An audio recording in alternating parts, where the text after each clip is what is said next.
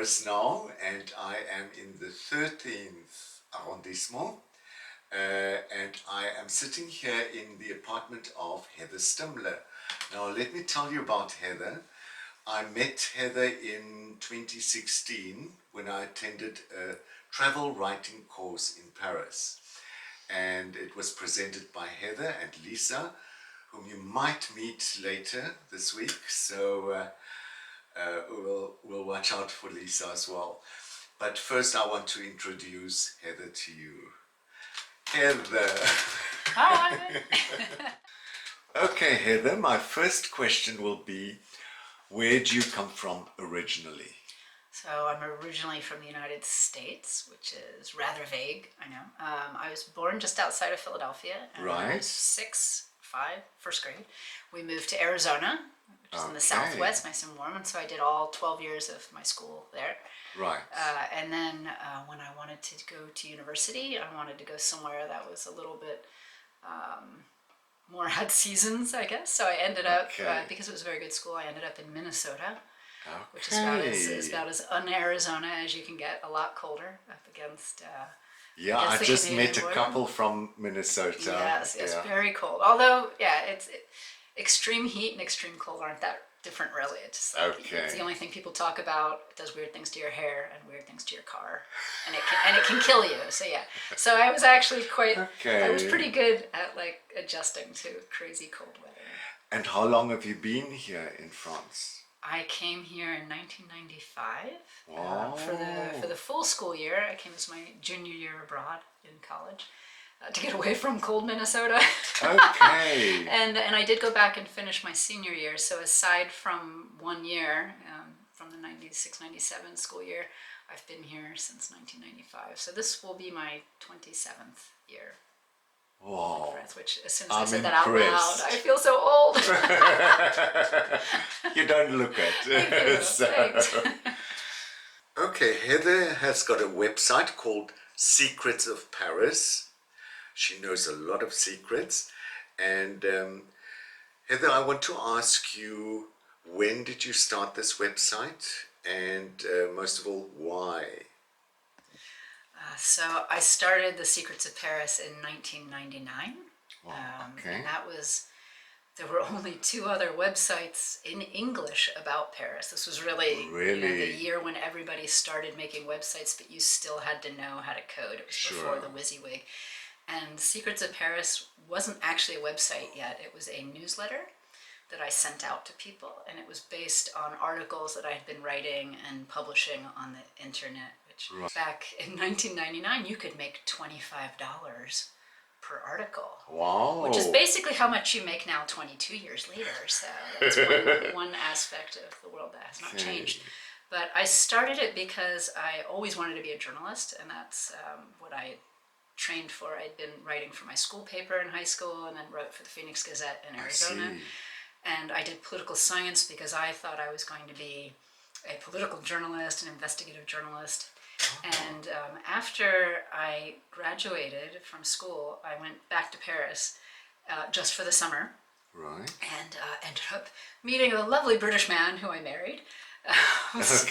Didn't marry a French guy, married a British guy. Oh. And he couldn't get transferred to the US. He already had a job. So I ended up being stuck, for all intents and purposes, in Paris. And so while I was looking for a job, something to do, I was like, well, I have free time, and there was these sites paying for articles. So I was writing these articles, and I was like, I'm going to start my own little Yahoo group, which I thought was fun back then. I don't know if anyone's old enough to remember Yahoo groups, but you could lock them or not lock them, and I just left it unlocked. I remember those. Yeah, it was just my friends, because I was telling them all like the fun stuff that was happening around Paris. So it wasn't articles; it was literally just a list, all these little things that I found because it wasn't working. So I was like walking around and exploring. Yeah. And one day I realized there was like 100 people on there. I'm like, who are these people?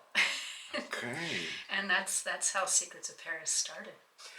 And Heather, what would you say makes your website different to the others? Because there are so many.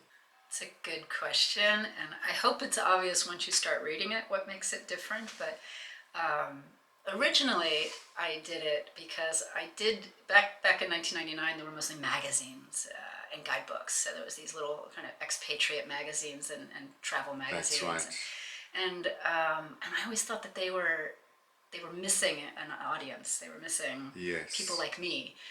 They either spoke to very affluent expatriates or they spoke to tourists who didn't know anything. And I thought, well, there must be something out there for people who are sort of looking for, ways to save money, ways to like discover things that maybe the French know, the système D, as they say. You could do a whole article about that, like how the French do this, because living in Paris is very different from visiting Paris, like trying to get stuff done. So part of it was that. Also, I just thought there's so much really cool stuff out there that never makes it into mainstream writing about Paris. That is what I enjoy about the newsletters that you sent out. Yeah, and I love reading that. Oh, I'm so glad that a lot of my readers are people like you who live here, who don't want to read something written specifically for tourists, like treating the reader as if they don't know anything. And I would have to say, at least 25% of the Secrets of Paris subscribers are people who have been either living in France part-time or coming here since, some of them have been coming here since the 60s, so they know Paris better than I do. So they want to read something that's actually, in English, but addressing them with, like I like to say, real secrets, not fake secrets. So I'm still surprised when I see articles. It's like secret neighborhoods, and they're like the Marais. And I'm like, yeah, no, that ship has sailed a long time ago. But it's hard because when I started, because there were only 3 websites, I wanted to write about everything. And then as the website grew and I started doing tours in 2004, I really wanted to build an audience. And there was a while where, if you look at the old content, I started just writing about everything and not really having any specific focus, because it was just like anything about Paris worked. And then as more people entered, now there are tons and countless websites about Paris, and some of them are really good, and they have staff, and they have artistic directors and huge budgets, and so I did realize that I had to focus in on what I was good at writing. I don't have kids. I don't write anything on Secrets of Paris about like where to send your kids to school. Sorry. I just always written about what I know. So when I was in my 30s and doing a lot of nightlife reviews for like EasyJet magazine, for example, I wrote a ton of articles in Secrets of Paris about nightlife, which were sometimes the only articles in English about certain nightclubs. I can imagine. Yeah. Now I haven't been in a nightclub in But you're still in your 30s. Yes, I'm still in my 30s. Yes. Exactly. With a few years of experience. And then I started running, and when I turned 40, I started running. So then I started writing more about running groups and where the different marathons, all the fun stuff. But in your last newsletter, I read the critique you wrote about the bar. Bar? Oh yes. I still do. Yeah, I still go and drink. Although I have to say, that was very interesting. I think anybody can write a good review about something, but if it's the same thing that the website of that bar itself says, what am I adding? What am I adding? So I'm trying to look at what's already out there. Yeah.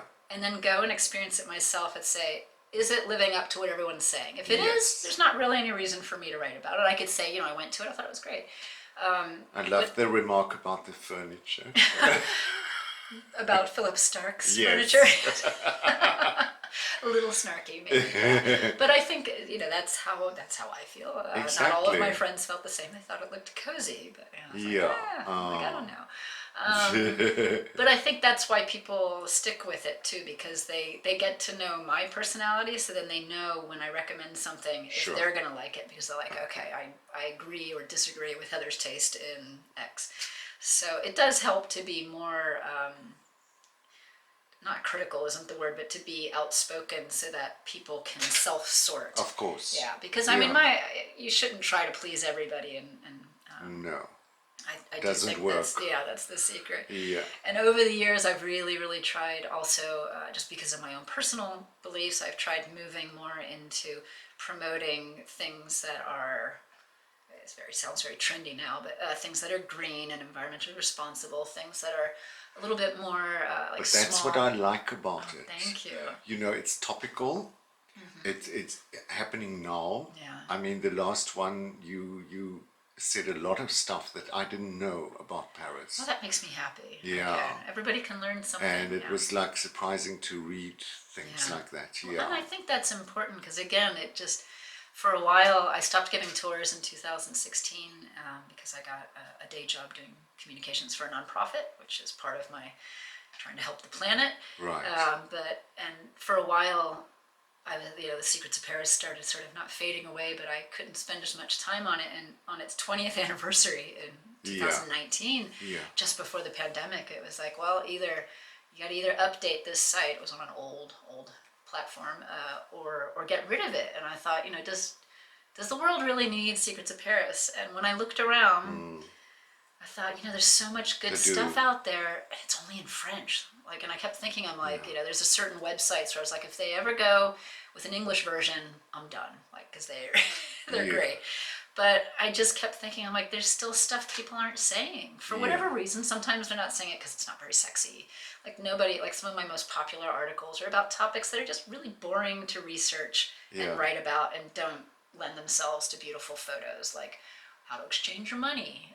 I think like, what are the alcohol laws in France? These are just hard to find in English because everybody wants to get a SIM card. Yeah, exactly. Everybody wants to write about the latest hot, new nightclub and the latest fancy restaurant and fancy hotels and macarons and those things are pretty. And I'm victim of wanting to go to pretty places and see pretty things and write about them. But I'm like, okay, nobody needs help finding Chanel bags and macarons. They need help knowing where to find the artisans, the small businesses, these places that people work hard and they do quality stuff and they don't have big marketing budgets or they don't know how because they're busy doing their thing. So if I can move even a tiny bit of the tourist population away from kind of the mass stuff and move them into something a little bit more, not off the beaten track necessarily, but just seeing things that don't necessarily have lines outside of them. I mean, it makes me sad to see so many people lining up for stuff in Paris when I'm like, okay, if you've been like dying your whole life to go to this specific thing, let's just say the catacombs, because we were talking about that earlier, and you've read about it and you can't wait, and you've seen the books, you've seen the photos, the videos, and you can't wait to go. Okay, pay the 28, 29 euros. Oh my God, I can't believe the tickets are that much now, but to get your spot and go stay out there and do the whole thing. But I think a lot of people just go to places because everybody says they should go, and they subject themselves to huge crowds and huge lines. Even with you can skip the line with a special ticket, but you can't skip the crowd. Exactly. The crowd is still inside. Exactly. And honestly, that's sometimes worse than even waiting in line. It's just constantly being jostled and having to look around people. And so there's so much in Paris. It's like 100 museums. There's so many things that, if you're not like 100% gung-ho about something, look for the things that are lesser known. You might surprise yourself. I read today, on my way here on the train, I read there are almost 9,000 park benches in Paris. There's two right outside my window. I know. People hang out on them at midnight and chat. It's like Great. one of those city things. Heather, now I get the monthly newsletter that you send out via email. But if you want to become a member of the website, how much do you need to pay, and what advantages are there? Okay, so the membership, if you want to be part of the Secrets of Paris community, starts at €5 a month, so it's pretty easy. And actually, each level above that, you get the same thing, no matter how much you pay. It was just a way to let people who want to sponsor the website to support it could give as much or as little as they can. And that also helps that you don't have ads. Ads, yes, it's very ad important. Free. That's the other reason Secrets of Paris is very different. I decided to remove all of the ads, and I've never had sponsorships like some websites have had, but I did used to have Google Ads, and after a while I'm like, I don't like reading Yeah. when there's like the little blinky ads everywhere and they Yeah. interrupt. You're not sure if it's the end of the article. You're gonna scroll down. So I stopped. I took the articles, the ads off. So it does help with that. And the other benefits that you get if you're a member. So we do meetups. We do in-person meetups, and we also do Zoom meetups for those that aren't in Paris. And if people, right now we are just under 300. Although that sounds like a lot of people. Usually there's at the meetups there's usually less than a dozen at any given time. And that's great. It is, yeah. And if somebody's visiting Paris and they're not visiting during a time when there's a group meetup, I'll just meet up for coffee as long as I'm free. Wonderful! Yes. So I've got to meet so many people, and I really like that because also having the membership group, I started it during the pandemic, the first year in 2020. Right. And it's the first time I've been able to really write about myself, which I was always, people call it a blog, but Secrets of Paris was never a blog. I never really talked about myself. It wasn't like, today I did this. Because I have a journalism background, it was always more of like a, trying to be straight and not say too much. Plus, like when you have a website, for as long as I have, like you always feel like you're a little overexposed anyway. So I always try to keep my personal life to myself and not stick my face on there too much. But also, if you are a member, you have access to the archives. The archives. So you can go back and read all of the newsletters dating back to 1999 if you're really gung-ho.